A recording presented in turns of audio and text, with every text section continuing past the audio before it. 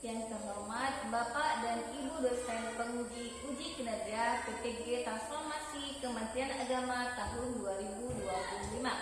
Perkenalkan, nama saya Siti Farhana. Saya adalah salah satu mahasiswa PTG dalam jabatan batch 2 2025 pada LPTK Universitas Islam Negeri Araniri, Banda Aceh dengan NIM 250220111301 sekaligus guru PAI di SD Negeri Lam Ujung, Kecamatan Sakti, Kabupaten Pidi, Provinsi Aceh. Pada hari ini, hari Selasa tanggal 7 Oktober 2025, saya akan melakukan praktik mengajar di kelas 6 dengan materi hukum halal dan haram menggunakan model pembelajaran problem based learning sebagai salah satu syarat dalam mengikuti uji kinerja. Bagaimana prosesnya? Mari kita saksikan. Wassalamualaikum warahmatullahi wabarakatuh. Assalamualaikum warahmatullahi wabarakatuh. Waalaikumsalam warahmatullahi wabarakatuh. Selamat pagi anak-anak. Selamat pagi Bu. Apa kabar hari ini? Alhamdulillah luar biasa. Allahu Akbar. Hari ini hadir semua? Ya. Siapa yang sudah hadir? Apa keterangannya? Ya, semoga teman kita